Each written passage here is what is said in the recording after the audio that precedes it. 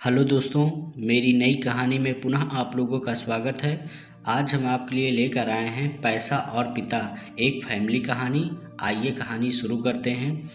एक समय की बात है, एक छोटे से कस्बे में मगन नाम का आदमी रहता था। मगन अपने घर में बेटे और पत्नी के साथ रहता था। मगन गरीब था, इसलिए वह दिन रात अपने परिवार की ज़रूरतें पूरी करने में लगा रहता था। वह हर हाल में बेटे और पत्नी की खुशी चाहता था।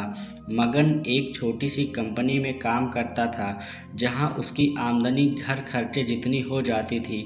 लेकिन फिर भी मगन कंपनी वाला काम खत्म करके दूसरी जगह जाया करता था, ताकि कुछ और पैसे कमा सके।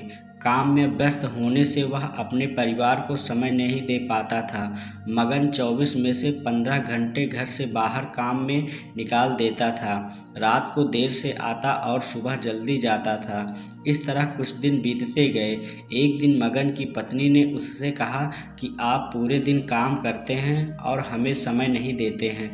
वैसे भी हमारा खर्चा आराम से निकल जाता है, तो आप इतनी मेहनत क्यों करते हो?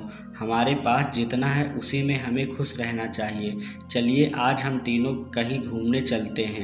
तब मगन कहता है कि बस कुछ समय मुझे और मेहनत करने दो, फिर आराम ही आराम है। इस तरह मगन मेहनत करने में लगा रहता है। उसका बेटा भी उससे अक्सर कहता रहता था कि पापा, आप मेरे साथ खेलो, बैठो और मुझसे बातें करो।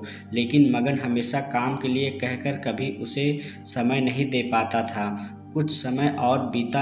अब मगन की किस्मत चमकी। मगन की नौकरी जिस कंपनी में थी, अब उसका मालिक मगन को मैनेजर बना देता है, क्योंकि मगन काफ़ी समय से वहाँ काम करता था और अब वह मालिक का विश्वास पात्र बन गया था। मैनेजर बनने के बाद मगन बहुत अमीर हो गया। उसकी आमदनी अच्छी खासी थी। अब वह कुछ भी खरीद सकता था। उसकी गिनती धनी लोगों में होने लगी। पत्नी और बेटा बस एक बार कोई चीज़ मांग लेते तो वह तुरंत हाजिर कर देता था। एक दिन बेटा और पत्नी दोनों मगन से बहुत ज़्यादा जिद करते हैं कि वे तीनों समुद्र के किनारे घूमने चलें। मगन कहता है कि ठीक है, आज चलेंगे, लेकिन मुझे कंपनी में थोड़ा काम है, इसलिए तुम दोनों समुद्र के किनारे पहुँचो, मैं सीधा कंपनी से काम खत्म करके पहुँचता हूँ। पत्नी और बेटा दोनों वहाँ चले जाते हैं।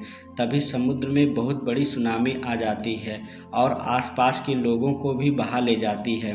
पत्नी और बेटा दोनों पानी में बह गए। जब मगन वहां पहुंचता है तो ऐसी हालत देख घबरा जाता है। उसने हर जगह देखा, लेकिन सब कुछ नष्ट हो चुका था। उसे यकीन हो गया कि उसकी पत्नी और बेटा भी बह गए।